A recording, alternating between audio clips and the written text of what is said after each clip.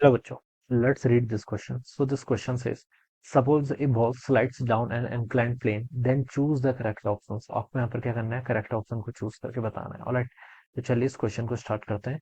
तो we can write the key concept of this question. इस question का बच्चों देखिए आप की कॉन्सेप्ट ऑफ क्या लिख सकते हैं.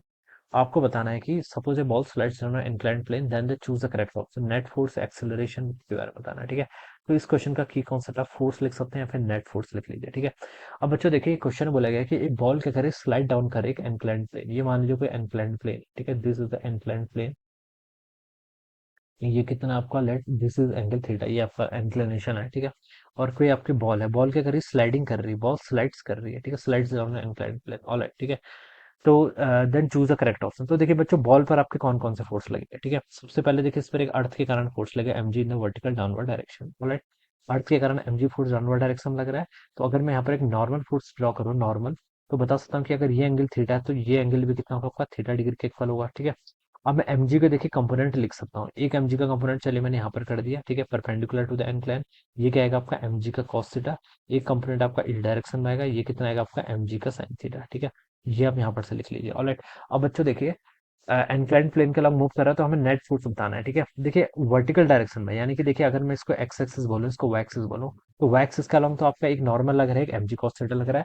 मोशन वाई एक्सिस के अलॉन्ग नहीं है, तो ये तो आपके बैलेंस फोर्सेस हो गए. ठीक है, हॉरिजॉन्टल डायरेक्शन में देखते हैं इंक्लाइंड प्लेन के अलॉन्ग जहां पर आपकी बॉल मूव कर रही है. ठीक है, यानी कि एक्स एक्सिस, एक्स एक्सिस के अलॉन्ग देखिए mg sin थीटा का फोर्स लग रहा है. क्वेश्चन में हमसे कुछ बोला नहीं है कि स्मूथ है रफ है, तो हम इसको स्मूथ यहाँ पर एज्यूम करके चलेंगे. तो इस पर एक नेट फोर्स लग रहा है mg sin थीटा किस डायरेक्शन में, अलोंग द इंक्लाइन, इंक्लाइन के अलोंग लग रहा है. ठीक है, तो नेट फोर्स इस पर क्या लग रहा है आपका, mg sin थीटा लग रहा है. तो हम बता सकते हैं इस पर जो नेट फोर्स है वो क्या आपका नॉन जीरो है. नेट फोर्स कितना लग रहा है, mg sin थीटा. तो हम बता सकते हैं जो आपका फोर्स है वो क्या है, नॉन जीरो है, जीरो के ऊपर नहीं है. नॉन जीरो है तो उसका मतलब एक्सेलरेशन भी क्या होगा आपका, नॉन जीरो होगा. एक्सेलरेशन नॉन जीरो है तो उसका मतलब है कांस्टेंट स्पीड या कांस्टेंट वेलोसिटी से मूव नहीं करेगा. ओके, ये बता सकते हैं. अब ए स्टेटमेंट में देखिए लिखा है कि net force acting on the ball is zero. Zero है नहीं, नॉन जीरो के इक्वल है. तो ये स्टेटमेंट रॉन्ग. बी पे लिखा है कि नेट एक्सेलेशन इज जीरो. अगर net force is non zero है तो नेट एक्सेलेशन भी नॉन जीरो होगा. ठीक है, तो बी ऑप्शन भी इनकरेक्ट हो जाएगा.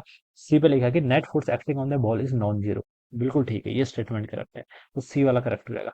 डी पे लिखा है while moving down its speed is constant. This is incorrect. Acceleration है तो स्पीड कांस्टेंट कैसे हो सकती है, तो ये तो रॉन्ग हो जाएगा ना. तो सी वाला ऑप्शन क्या होगा, इसका करेक्ट आंसर होगा. So I hope you all understood this concept. All the best and thank you so much.